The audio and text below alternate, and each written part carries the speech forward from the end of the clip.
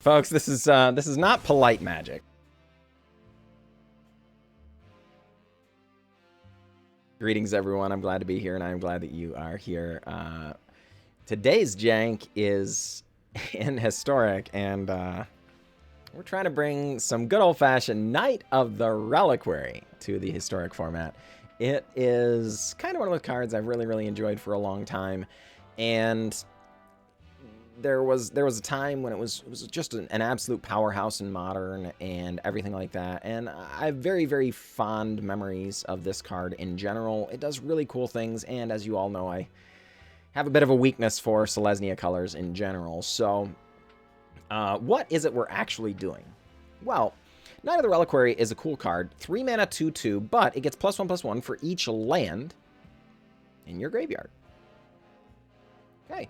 Its activated ability is tap it, sacrifice a forest or plains. Notably, folks, it does not say basic. Sacrifice a forest or plains, search your library for a land card, put it on the battlefield, then shuffle. So you'll note we have a whole bunch of forest plains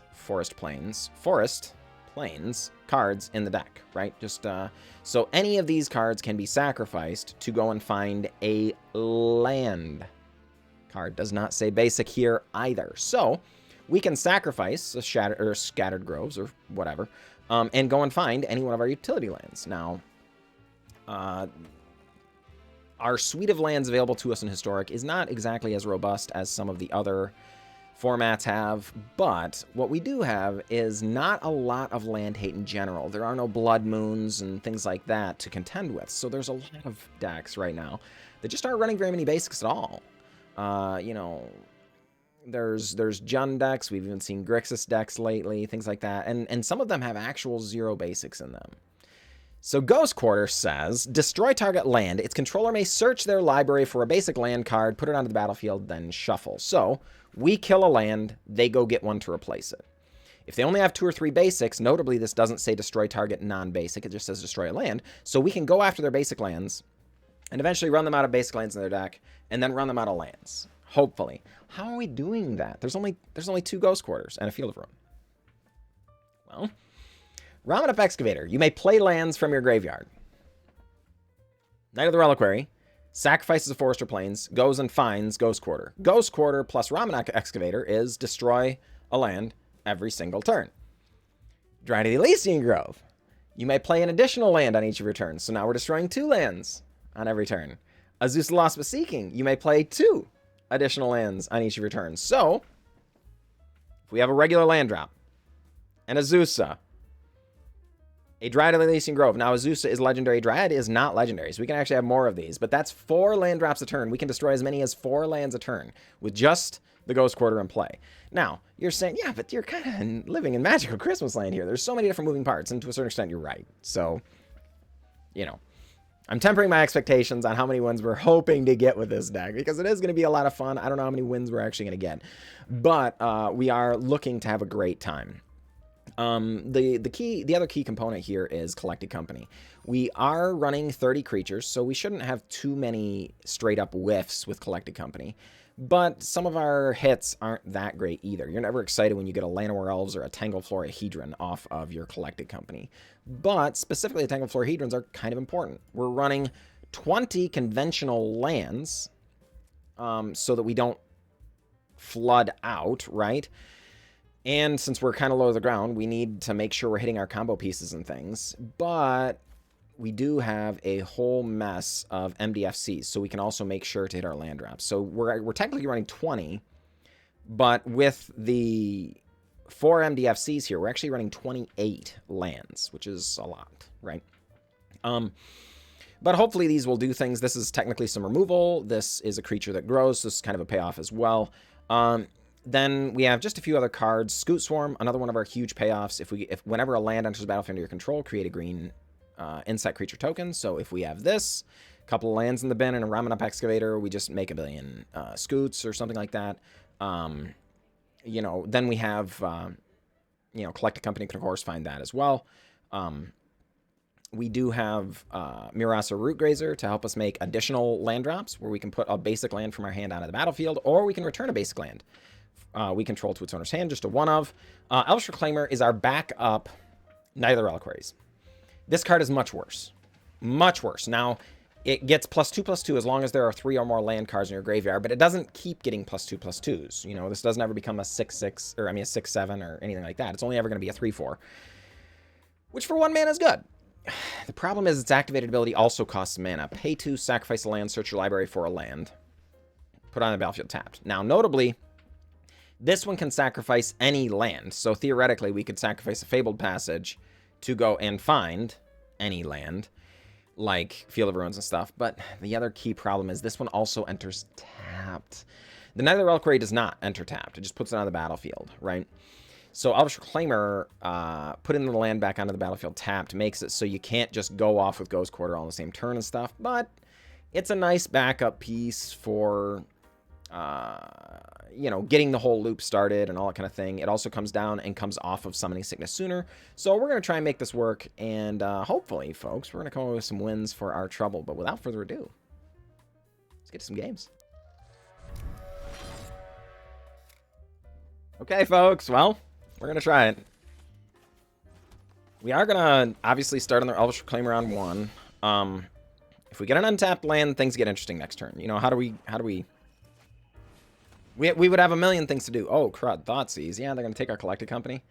Well, this hand goes from not ideal to pretty bad. The Collected Company could have been good, obviously. You know, had great potential to be good.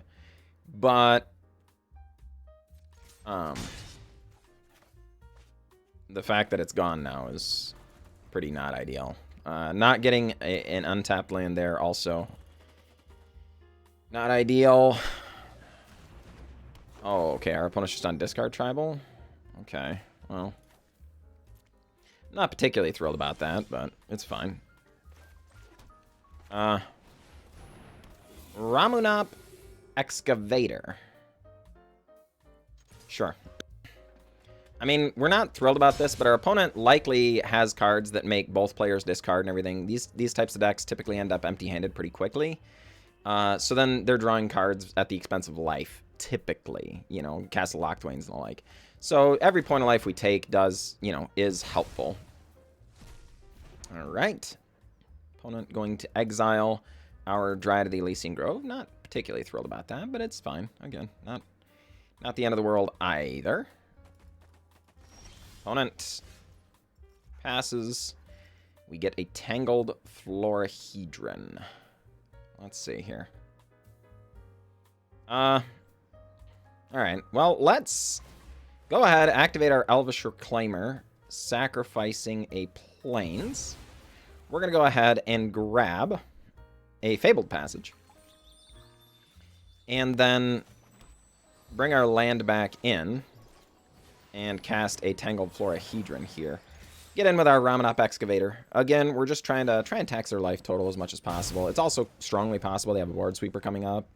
Not thrilled about that, but also not a whole lot we can do about that. Opponent going to flunk our Ramunap Excavator and kill our Elvish Reclaimer. And does mean we don't have a whole lot going on here. Yeah, sure enough, they do. And as we expected, they are getting empty-handed pretty quickly here. Drawing a land, definitely not what we had hoped for here. But that's okay. We have plenty of really good draws in the future. Opponent going to continue just taxing our resources. Want to draw anything other than a land here. But we do want to keep the Fabled Passage on hand, I think. Hey, okay. Because it gives us extra action if we do get like a Scute Swarm or something, you know, coming up here. It would be really nice to have him play. All right, Henrika Domnathi. Opponent going to draw a card, lose life, as we had discussed. That is the thing. Yeah, and it's our turn. Hey, speak of the devil. All right. Yeah, we've seen so much discard from them. I think we are just going to cast it. I'm not thrilled about having to run it out here in such a way that it's almost certainly just going to eat a removal spell. Okay, well. We did definitely want to discard it there. Otherwise, they just get to Skull Raid, make us discard it. Opponent going to transform Henrika. It is now a 3/4 flying Death Touch lifelink. 3 mana.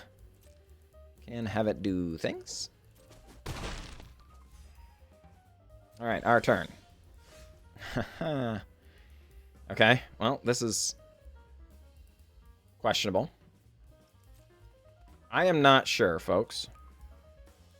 It's possible we're just supposed to settle the wreckage our own Tangled Florahedron here. Alright. Folks, you only live once. The opponent's letting it happen. Alright. Take the action. We're grabbing ourselves a forest. Scute Swarm. Doing swarmy things. We're not going to do the Fabled Passage thing just yet because our opponent might have a Meat Hook Massacre, you know? No reason to give them extra stuff if they're just going to do it. If they respond with a conventional kill spell, you know, just whatever, Heartless Act or Fatal Push or something, you know, we will we'll activate our Fabled Passage in response. But all right. Opponent goes drawing cards with Castle Lochwain, pays several life. And combat. Henrika does get in. Yep. Well, folks, it's strongly possible we don't... Like, this could be a mistake. Our opponent can now respond, but I think I would rather do this both to, you know... Interesting. Yeah, you know what? Let's just do it. It could... Maybe we were supposed to kill the Henrika there. But this makes 4 creatures. If they aren't decking board sweepers, if they're only using single target removal and that sort of thing, our Scute Swarm is already out of hand. Right now it is, right? So, having the Henrika, we should be able to race it at this point. You know, yeah, if they come up with a Meat Hook Massacre or something, we're in trouble, but... You know, there's a whole bunch of different things our opponent could potentially have that would put us in trouble. Alright, opponent Skull Raids again. Please no Meat Hook Massacre X equals 1. Please not that. Doomfall. You got it. Okay. We do this. Our opponent goes to 12, kills the Dryad. Then takes 7. Down to 5. I guess we'll wait one more turn. Another Dryad. It could be that that's a mistake. But the lifelink on this is making it just a touch awkward, right? It doesn't feel like very profitable attacks that turn. It's possible I was supposed to just to limit the amount of card drawing they can do, you know? But I think this is fine. All right, sure. Holy crud. Opponent thought seizing. Oh, okay, I see. Yeah, they were thought seizing specifically to, hey, there we go. And... What do you got? They were thought seizing specifically to get their hand as empty as possible, so Castle Lochwain was less painful to draw cards with. And I think I do agree with that assessment, but it is not going to be good enough here. Opponent attacks, and that is GG. Good game, the Blue Muzzy, good game.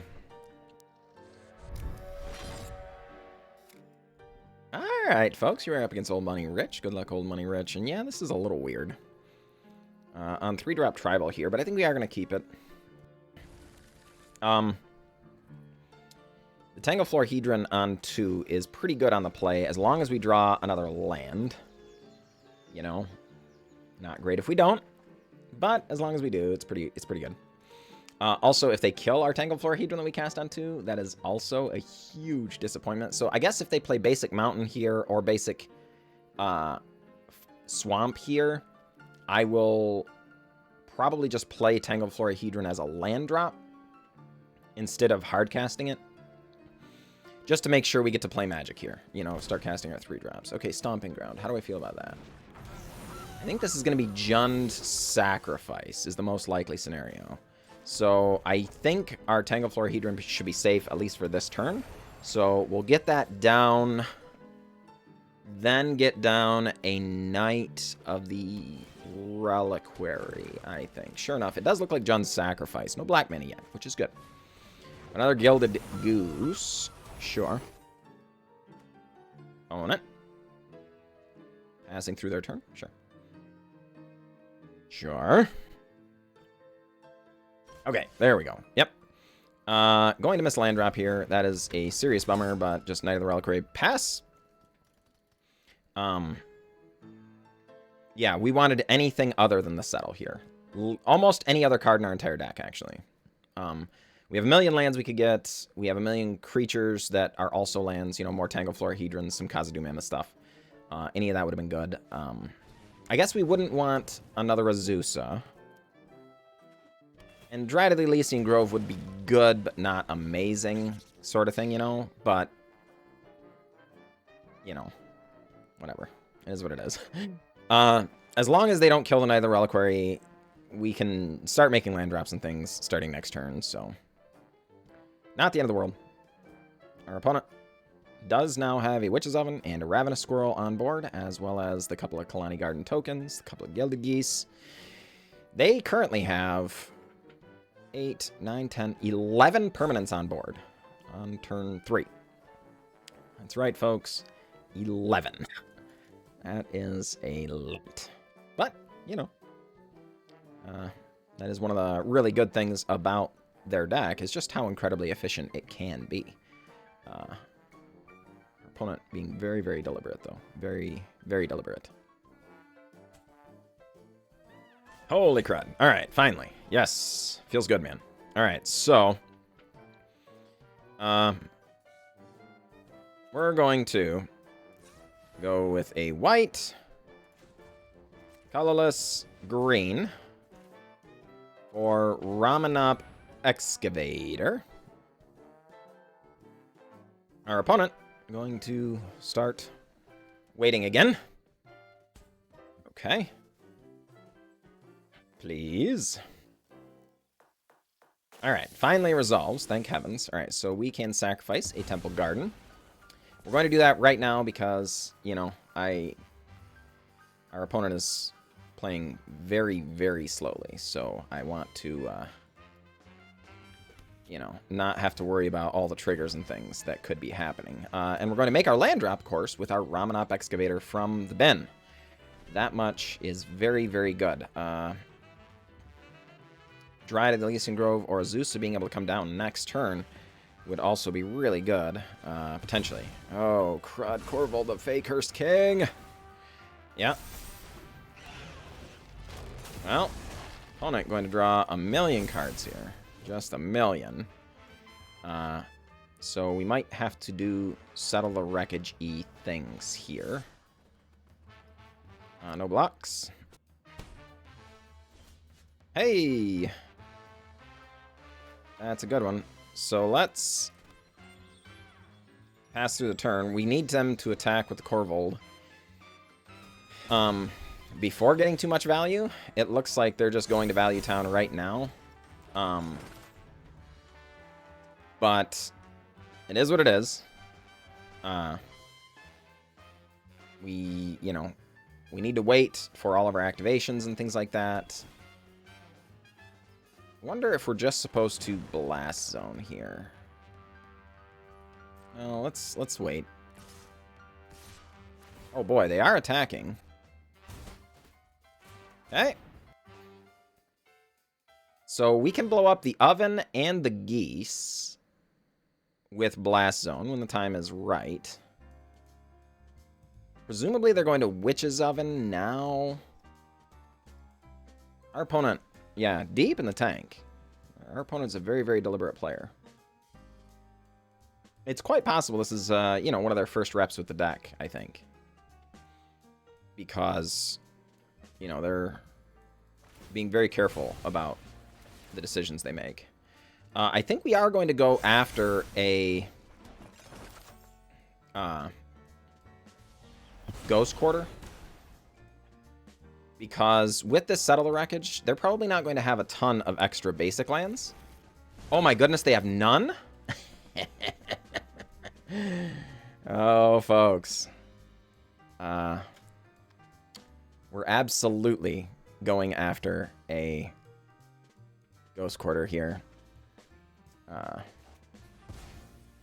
Okay, not thrilled about that. Because that's going to kill our Ramunap Excavator.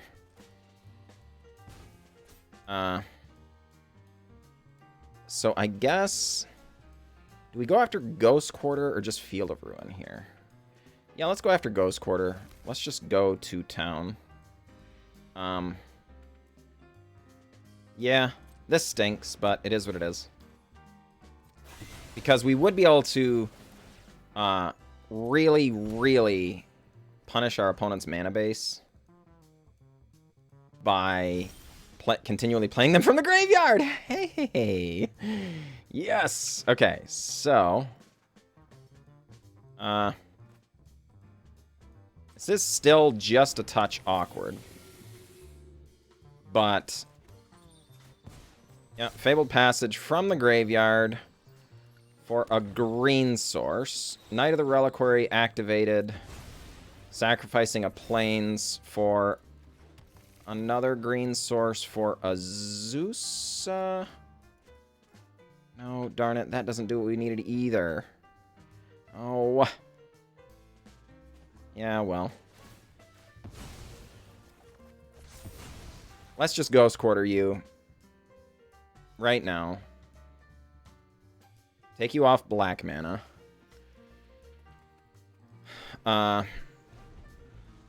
It will be very hard for them to kill the Knight of the Reliquary specifically, but probably also the Ramunap Excavator if they have no extra black sources of mana. Most of their black mana is going to be, or their kill spells are going to require a lot of black mana, Alright, another Corvold. That is inconvenient, but we do have a good answer here. And next turn should be pretty good here. Yeah, alright. So, Azusa. Alright. Ghost Quarter. Ghost Quarter. Ghost Quarter. Folks, this is not polite magic. I'll be honest with you here. But this is absolutely magic the way it was intended to be played, according to Richard Garfield. Knight of the Reliquary going to get tapped. And we're going for another Ghost Quarter, I think. Yep. And then our opponent, very, very low on resources, is likely going to be leaning on Corvold very, very hard. So we're going to kind of have them at our mercy, I think. They're going to need to be doing attacking and all that sort of thing, I would expect. Yep.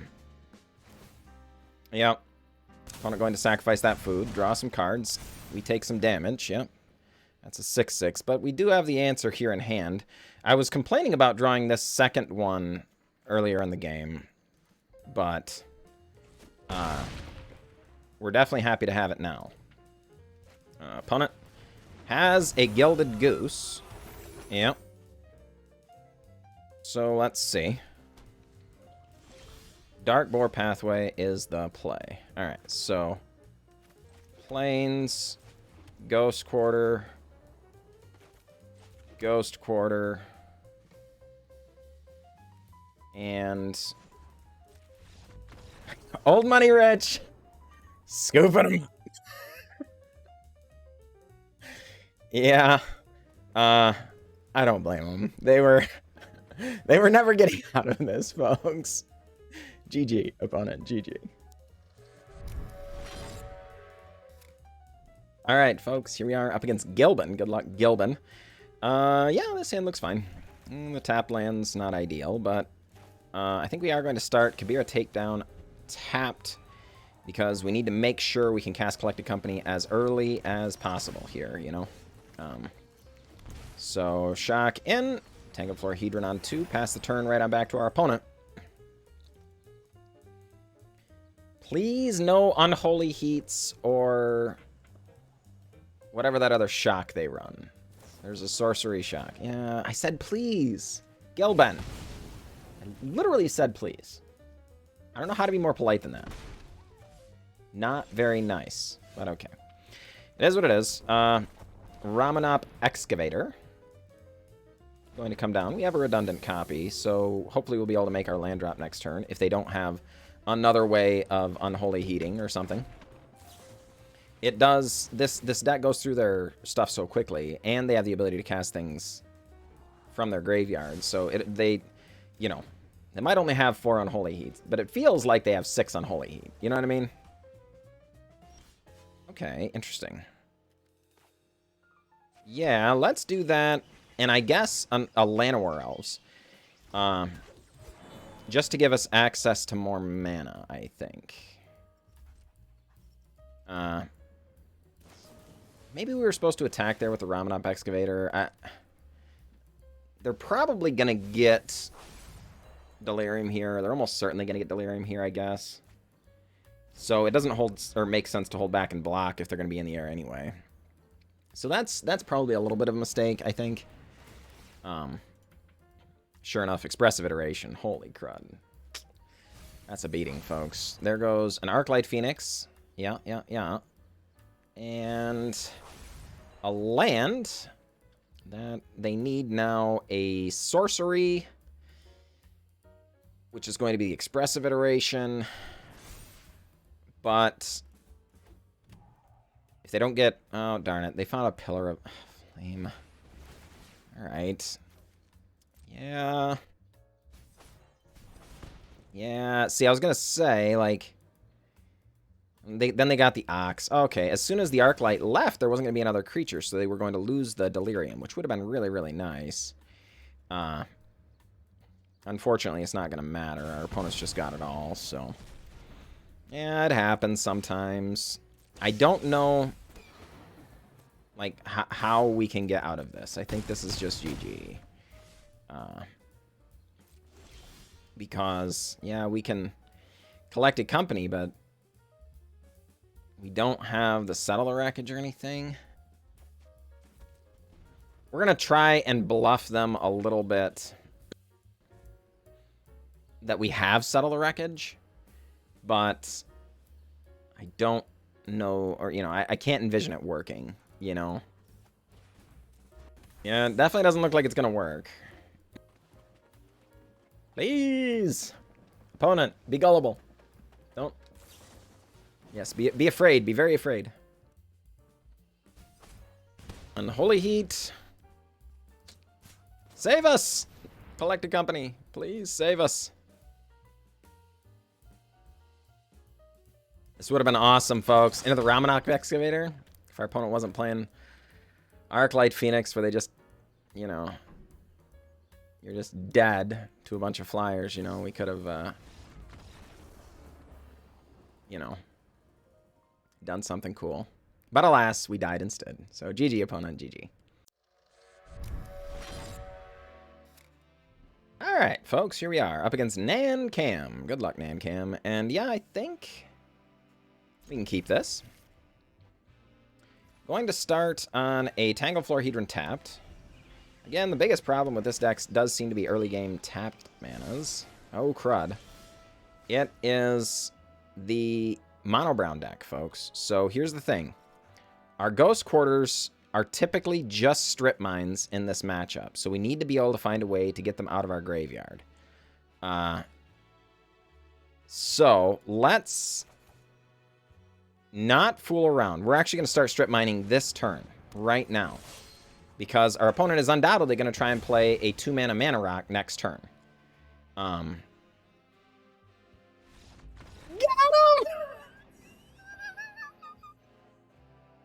We got him! Feels good. Feels good. Greetings, folks. We are back. We are back. And darn it, folks, that was a blast. I had a great time playing this deck. The end result was the deck was actually better than I expected. I only brought it to the play queue because I thought, holy crud, we're going to get wrecked. You know, we're screwing around so much in Historic. And to a certain extent, that was true. I ended up playing 6 games. We won 3. We lost 3. 2 losses were to the Fun Police, Mono Red. I don't think we're going to show those games because neither of them was particularly compelling. Our opponents went, you know, 1 drop, 1 drop, 1 drop, and we were like, Llanowar Elves, and they shocked it, and, you know. Then we never really got anything going, and they just killed us, right? On both occasions, we were very, very close to stabilizing, but you'll note there really isn't any passive life gain here at all. And by really any, I mean there's literally no way to gain back lost life. So when we were at 1 and we kind of stabilized a little bit, but we just couldn't kill our opponent fast enough at that point. So, you know, it's also true that our Ghost Quarter game plan, not very good against monocolored decks. So the Fun Police, very specifically, the mono red decks, they have a bunch of mountains. We're never running them out of lands. And if we did, they would thank us, right?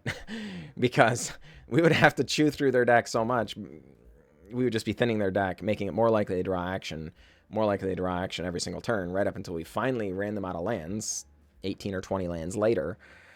There's no way we live that long. So, yeah, that deck always going to be our nemesis. And then we also lost to an Arclight Phoenix deck, which is a fine deck to, you know, to play, and that's one of the reasons I didn't bring this into the ranked queue like I do normally, is just, you know, I don't think this is going to move quickly enough for those decks. But if you were looking for a deck to just get your daily wins in and stuff, holy crud, this was an absolute blast. We played several games. We got a Scute Swarm win. We got a couple of Ghost Quarter wins. Absolutely sick. The one thing we didn't really see in the games I ended up playing was that Knight of the Reliquary can get very, very large, particularly if you get like 2 of them out. Just a turn or 2 of dirtling around can make these Knight of the Reliquaries into 6/6s or 7/7s just in heartbeats, it feels like. Getting some Fabled Passages, cracking them, sending them back and things. And then you're attacking with a bunch of 6/6s. And then they grow, and, you know, your opponent ends up chump blocking and stuff. And this can be a legitimate way of winning video games here, but we didn't end up seeing it, so you're going to have to take my word for it. So it is what it is, you know, I guess. As far as would I take this into ranked, I really don't think so. It was a fine deck in the play queue, and I had a great time. I wouldn't discourage you from crafting it because it was a blast, but I certainly wouldn't be bringing it to a tournament either. So, you know, temper your expectations, but have a great time. If you've got the collected companies and stuff like that already, this isn't going to cost you anything to craft it. Holy crud, do it. It was a blast. If you're going to be spending a whole bunch of money to do it, maybe don't. You know, but it was a blast. So I want to thank all of you for the opportunity to do this thing. I do have a Twitch stream. Come out and see me, John Likes Games, or twitch.tv/JohnLikesGames, and have a look-see at the Twitch stream. That's what I do 5 nights a week. So come on out and catch me. I'd love to have you. It's always nice to be able to interact with the community and stuff. And Twitch does that so well, at least compared to YouTube and stuff. So, you know, I appreciate all of you folks. You folks have a wonderful day.